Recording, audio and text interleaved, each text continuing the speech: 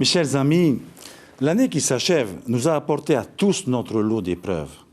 2020 s'annonçait pourtant comme l'année de la poursuite de la prospérité retrouvée dans notre pays. L'épidémie mondiale liée à la Covid est venue brutalement nous rappeler qu'en ce bas monde, rien n'est acquis. Puis à la crise sanitaire s'est ajoutée une crise économique qui en toute de déstabiliser le Fénois. Alors dans l'urgence, nous avons su faire face ensemble et collectivement. Le gouvernement a mobilisé tous les moyens disponibles pour accompagner les entreprises et préserver les emplois, mais aussi pour renforcer nos structures de soins. Nous sommes intervenus pour accompagner les plus démunis d'entre nous. Nous n'avons laissé personne sur le bord de la route. L'État a toujours été à nos côtés pour exprimer la solidarité de la nation et je le remercie. Vous-même, dans votre immense majorité, vous vous êtes pliés avec discipline aux contraintes sanitaires et je vous en remercie. Je remercie aussi les églises et les maires qui sont des relais indispensables pour la protection des populations. Que de travail abattu, que d'énergie déployée par ceux-ci et je les remercie du fond du cœur. Hélas, et j'en suis attristé, parmi les plus fragiles d'entre nous, certains nous ont quittés et d'autres partiront sans doute. Nos pensées et nos prières les accompagnent.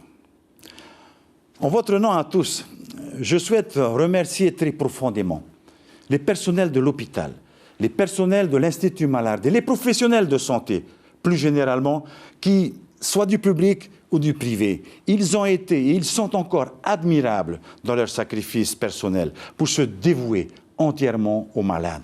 Que le Seigneur les bénisse.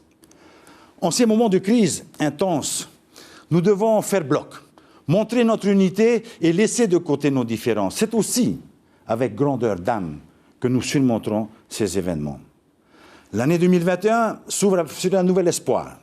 Le monde s'est mobilisé dans son combat contre cet ennemi sournois et des vaccins en sont aujourd'hui fabriqués. Ils seront mis à notre disposition rapidement, sans obligation naturellement pour quiconque. Mais quoi qu'il en soit, nous devons rester vigilants pendant encore plusieurs mois car la maladie circulera encore ici et par le monde. Alors, chers amis, je veux rester optimiste, je veux rester positif car je sais que nous avons toujours collectivement surmonté les épreuves. J'ai confiance en vous. Au-delà, je suis aussi convaincu que cette pandémie qui nous interpelle dans nos modes de vie nous adresse en définitive un message que nous devons comprendre et prendre en considération. Notre mère, la Terre, est malade. Elle est opprimée et dévastée. Et plus que jamais, nous devons engager sans plus tarder nos transitions environnementales. Nous devons modifier nos façons d'être et de consommer pour nous rendre encore plus résilients et plus forts pour faire face aux défis d'aujourd'hui et de demain. Chers amis, je vous souhaite à toutes et à tous de bonnes fêtes de fin d'année, dans la paix et la joie de vos foyers. Que cette année 2021 porte nos espoirs collectifs d'une vie meilleure et sereine.